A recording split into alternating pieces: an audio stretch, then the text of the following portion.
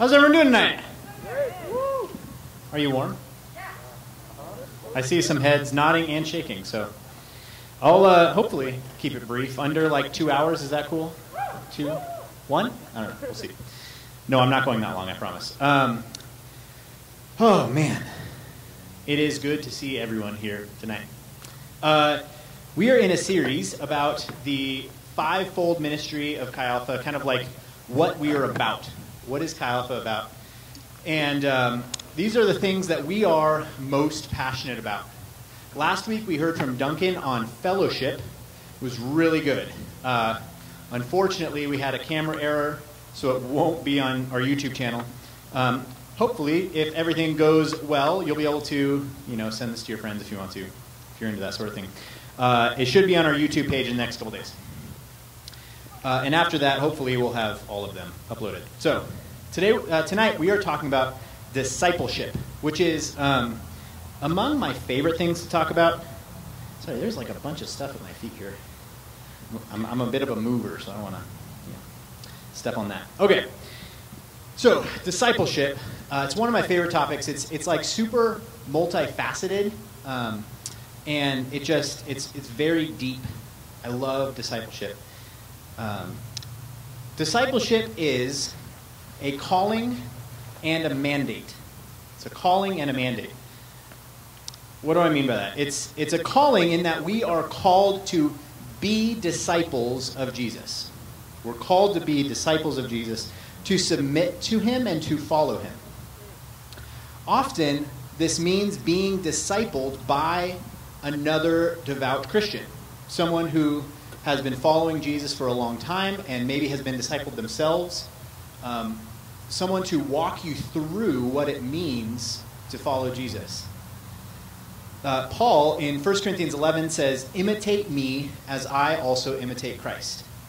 And so this is like kind of our example, is we imitate Christ, and we have other people that imitate us, and maybe other people that imitate you, right? And so it is a calling. We're called to be disciples. It is also a mandate, because we are commanded to make disciples. Jesus, in Matthew 28, commands us to make disciples. And I don't think this actually means like strictly evangelism. I think often we associate making disciples with just like evangelism, telling people about Jesus and getting them like saved, I don't think that's all of making disciples. So that's kind of where we're going tonight. That's kind of the overview. Discipleship is a calling and a mandate.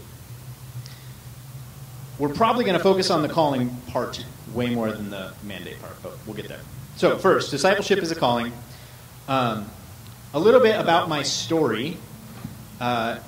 If you can go to that slide, I can't see what's going on there. Hopefully you can see high school aged me. This was high school Peter. And when I was in high school, I called myself a Christian. I went to a Christian high school, Valor, right? I'm sorry if that offends you. I went to church. I sang the songs. I participated. I went to youth group. I considered myself like a good Christian kid. But the moment that I left the building, my walk with God stopped. When it came down to it, I would choose any day of the week. I would choose playing video games over like spending time with Jesus, reading the Bible or something like that. When it came down to it, I would choose girls and spending time with girls that I was interested in or dating or whatever over Jesus.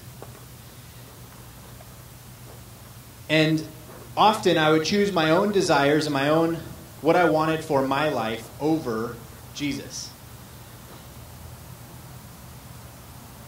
At the time, I was addicted to porn, and I had no intention of stopping. There were people that would come to our high school and tell us about how bad porn is, and I just would plug my ears. I wasn't interested in hearing about it, and I was more interested in what felt good for me than I was in what hurt Jesus. I distinctly remember one day sitting in our chapel service. We had a chapel service every week. I remember sitting in chapel service, and one of the teachers was up there giving a sermon about holiness.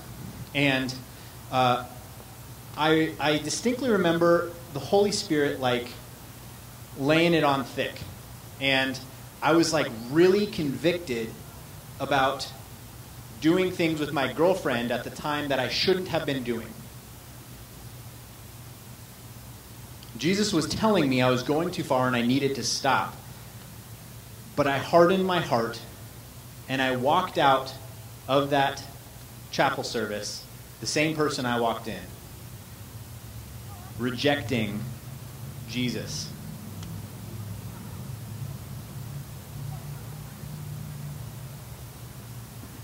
I thought that I was this good kid and that I had some morals, like I wasn't having sex with my girlfriend at the time.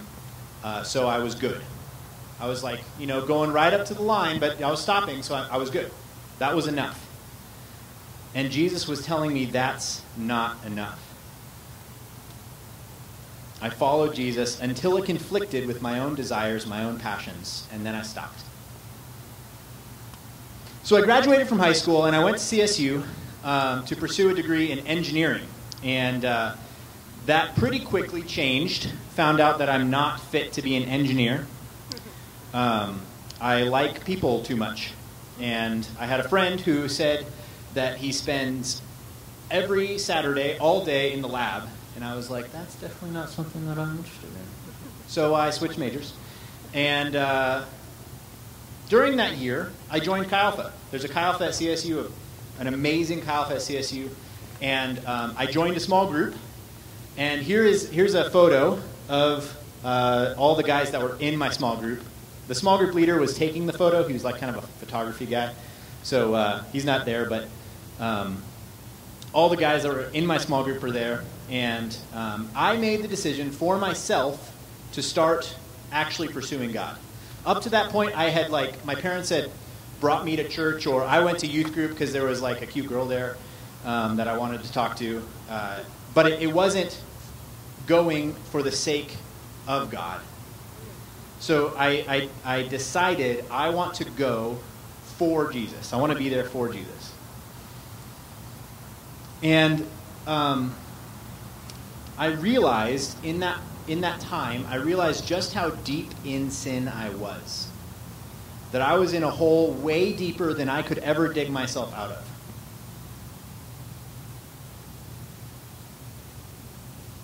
I realized that I was not really a disciple of Jesus, that I was just an onlooker.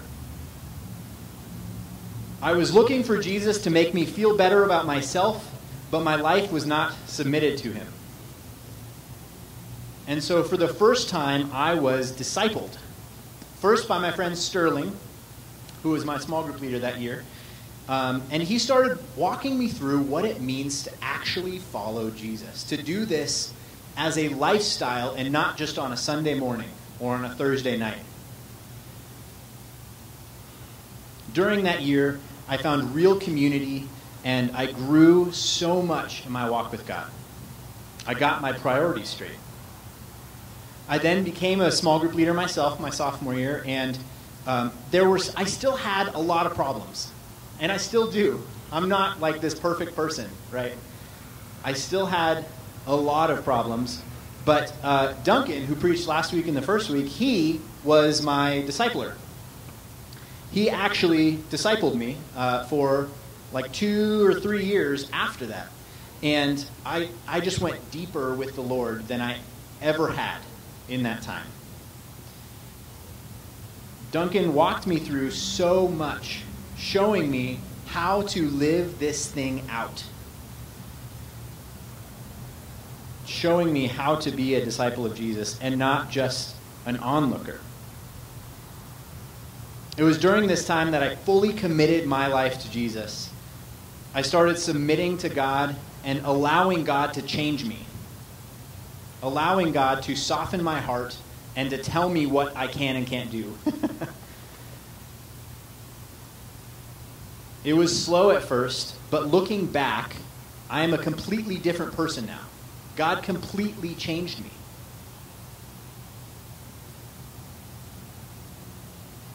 You see, there are far too many Christians parading around as if they follow Jesus, but in reality, they are just onlookers. Just like I was. Far too many Christians are just like I was. Christian by culture only. They have no real interest in learning from Jesus. They want to be healed of their problems and go on their merry way. They want to be blessed by God, but never inconvenienced by Him.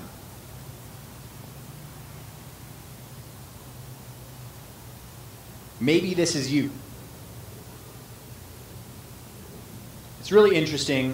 When you look at the life of Jesus, He often preached to like really big crowds. He was super popular. But most of them were just onlookers, hoping to see a miracle or get a nugget out of His teaching. Few were truly committed to the person of Jesus. Many were hoping to ride the wave of Jesus to eternal life, but few actually walking like Jesus commanded them to. As the group grew, He would begin to teach hard things. He had this habit that a lot of megachurch pastors would like shake their head at. Be like, why are you doing that, Jesus? He would begin to teach really hard things. And the group would start to leave because they are not interested in being inconvenienced by God. They just want the blessing. So we're going to look at a specific instance of this in Luke chapter 14, starting in verse 25, which should be on the screen here. Now great crowds were traveling with Him, Jesus. So He turned and said to them, "If anyone comes to me and does not hate his own father and mother, wife and children, brothers and sisters, yes, and even his own life, he cannot be my disciple. Whoever does not bear his own cross and come after me cannot be my disciple. For which of you, wanting to build a tower, doesn't first sit down and calculate the cost to see if he has enough to complete it? Otherwise, after he has laid the foundation and cannot finish it, all the onlookers will begin to ridicule him, saying, 'This man started to build and wasn't able to finish.' Or what king, going to war against another king, will not first sit down and decide if he is able with 10,000 to oppose the one who comes against him with 20,000? If not, while the other is still far off, he sends a delegation and asks for terms of peace. In the same way, therefore, every one of you who does not renounce all his possessions cannot be my disciple." This is a hard teaching. This is like not, all lovey-dovey. Let's read that first verse again. Great crowds were traveling with Him. Jesus was popular, right? But Jesus isn't interested in having a lot of audience members. He isn't interested in having a lot of people come to hear His TED Talk. Jesus wants disciples, not just onlookers. So He presents a hard teaching. He says, "You must hate your father and mother and your sisters and your brothers and your wives and your children." He says, "Whoever does not bear his own cross and come after me cannot be my disciple." He says, "You must renounce all of your possessions to be my disciple." Now, to fully understand these, hopefully, there we go. It's letting me know that I've been preaching for like 10, 20 minutes, something like that. Okay. Let's see here. let's see here. There were during this time there were a lot of customs relating to family. Family was really big in Israel at this time. So I've got this picture of like a person's house. Hopefully you can see it there. I have no idea. It's good, babe. Yeah. This was a common, this was like a little bit wealthier person's house. But this house would house 3 generations. The grandparents, their kids, the parents, and all of the siblings, and then all of their kids. Right? So it's like, imagine all your cousins and uncles and aunts living together.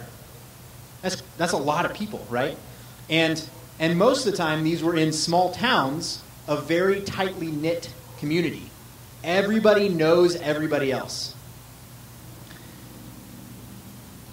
You would often inherit your family's profession. You were expected to take care of your parents when you came of age. Breaking these customs, leaving your parents to follow Jesus, would have been on the same level as hating them. It would have been seen as hating them. Jesus isn't saying hate your parents, right? He's not like an angsty teenager who hates his life and wants everyone else to hate their life too. That's not Jesus. Jesus is not saying hate your parents, hate your life. He isn't contradicting the Old Testament, which says honor your parents. He is saying that you will have to leave them. You will have to leave the life you once led to follow me. This may, to your family, to your friends, feel like you hate them. You may stop acting the same way you did with your friends. You may stop getting drunk on the weekends with your friends. You may stop sleeping around. And they may be like, what's wrong with this guy? Like, why isn't he doing what he used to do? You may start going to church on Sundays instead of spending time with your family. You may start hanging out with your small group, instead of your old friends. And they may be like, dude, do you hate us? Like, why aren't you hanging out with us anymore? What happened to you? Your commitment to your parents, your brothers or sisters or friends cannot be more important to you than your commitment to Jesus. I think I've got a slide for this. You cannot start following Jesus and lead the same life you led before. Your love for Jesus must far exceed those of even the closest people in your family. Then, Jesus goes on and says, like someone building a tower or a king in war, you need to count the cost of being my disciple. He says, you can't go into this willy-nilly. You can't just commit to follow me for the rest of your life on a whim. Because it's going to cost you a lot more than you think.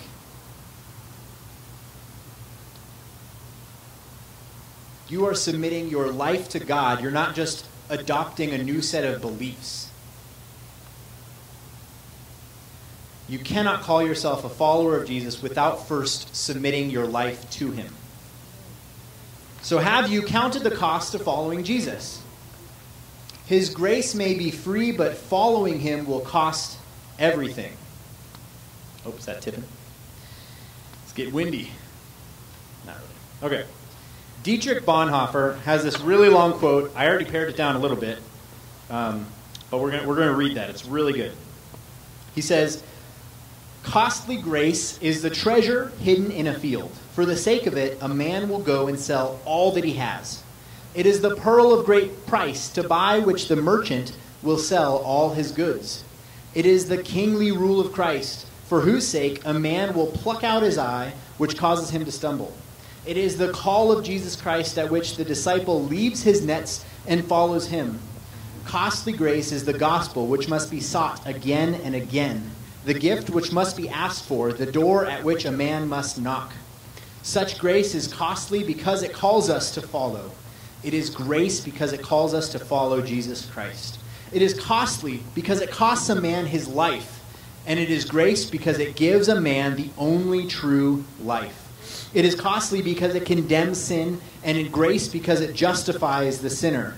Above all, it is costly because it cost God the life of his Son. Ye were bought at a price. And what has cost God much cannot be cheap for us. Above all, it is grace because God did not reckon his Son too dear a price to pay for our life, but delivered him up for us. Costly grace is the incarnation of God. Following Jesus will cost you. And I don't want you to enter into this without first sitting down and realizing that this isn't just a set of beliefs that you adopt so you can go to heaven. Following Jesus is a life-changing journey that you start today and continue on for the rest of your existence. Jesus says, in the same way, therefore, every one of you who does not renounce all his possessions cannot be my disciple. This sounds really harsh. Like, renounce everything? What does that mean? This word, I've got a slide for this. The word, I practiced it, and I'm sure I'm going to say it wrong. Appetati. I think that's right. I don't know. It means to renounce or give up your rights. If we notice, in contrast, there's another time that Jesus tells this rich young ruler to sell all of his belongings and to follow him. Jesus isn't saying, sell everything you have here. He is saying that you need to yield your rights to everything you own. Nothing you own is yours. Everything has been bought by God at a very high price, the blood of his Son. The disciple of Jesus may be given the use of things in trust to be a steward. But those things are not really his. Jesus is saying you cannot be possessed by anything. You can have things, but the things cannot have you. If anyone or anything comes before Jesus in your life, you cannot be his disciple. So I want to ask you, is there anything or anyone in your life that you are hiding from God and you're saying, you can't take this, Lord? Because if you are, that is an idol. That is an idol in your life. And you need to give it to him or walk away from this thing called Christianity. You can't do both. What are you not willing to give up?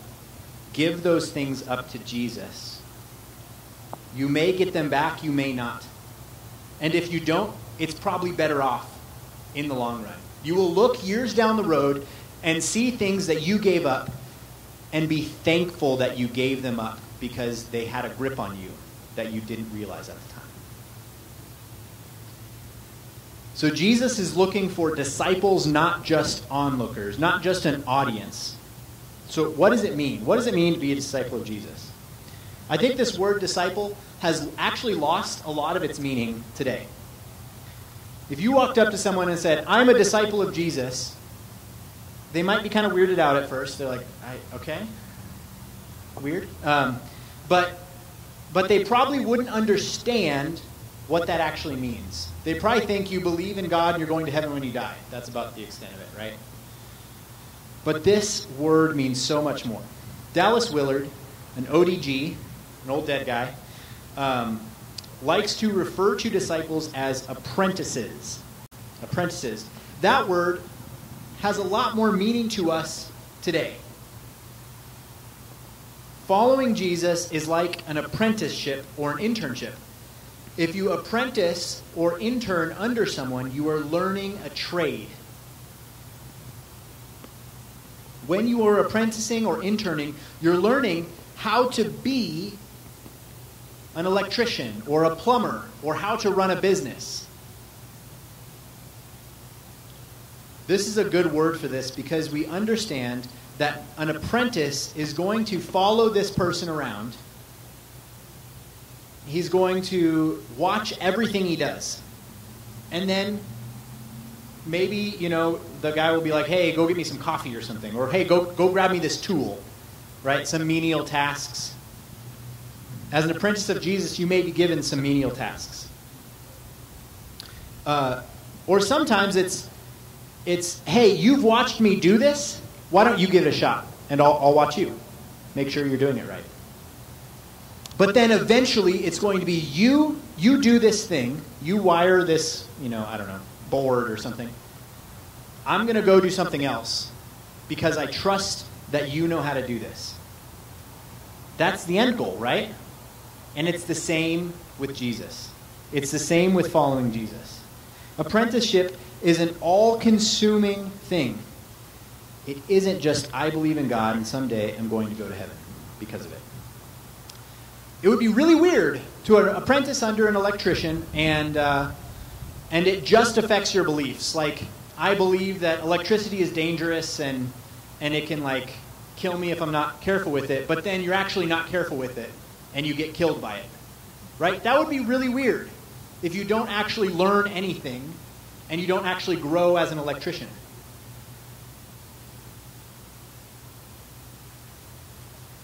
If it doesn't affect your day-to-day, you may not be a disciple of Jesus. A real follower will always be learning from him, will always be seeking him out, doing what he does, spending time at his feet. A real follower of Jesus is being his apprentice, learning what it means to walk in the same ways that Jesus walked and to live the kind of lifestyle that Jesus lived, submitting yourself to his authority and submitting yourself to God. And probably most importantly, taking correction from him. God only corrects those sons whom he loves. Here's a quote from Dallas Willard. The greatest issue facing the world today, with all its heartbreaking needs, is whether those who by profession or culture are identified as Christians will become disciples, students, apprentices, practitioners of Jesus Christ, steadily learning from him how to live the life of the kingdom of the heavens into every corner of human existence. The greatest issue facing us today is whether Christians will actually follow Jesus or if they're going to go on living normal lives like the rest of the world. Now, I don't want you to get me wrong, right? God's offer of grace to you is a free gift.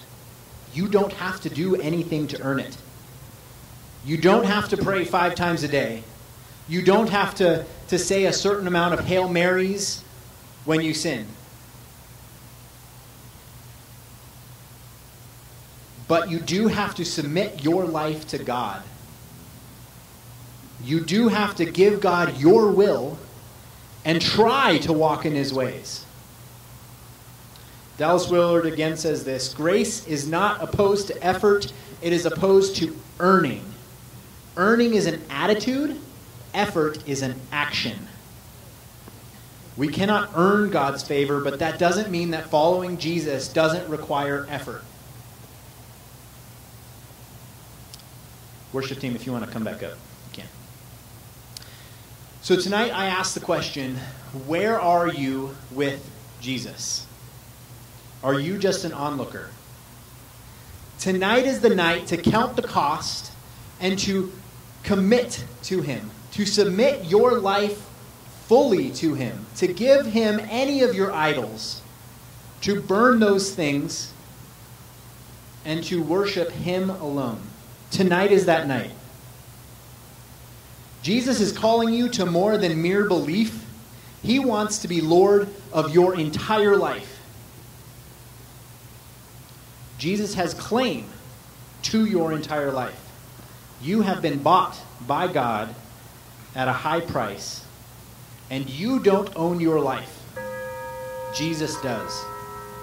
If you submit to him, he will give you real life.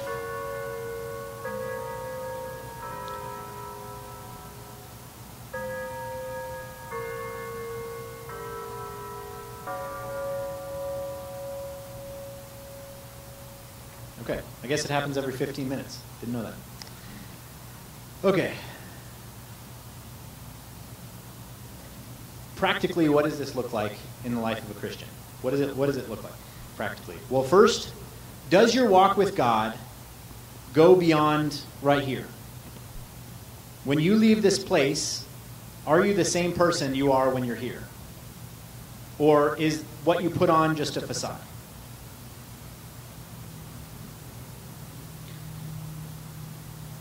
Your walk with God must exist outside of your scheduled Christian events.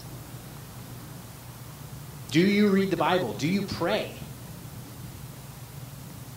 Do you worship God? Do you spend time with Him?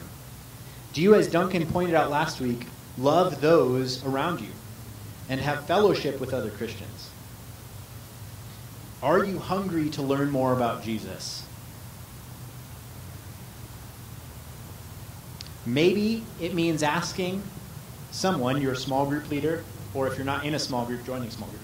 Maybe it's asking someone who's been walking with Jesus longer than you to disciple you, to walk you through what it actually means to follow Him and to not just be an onlooker.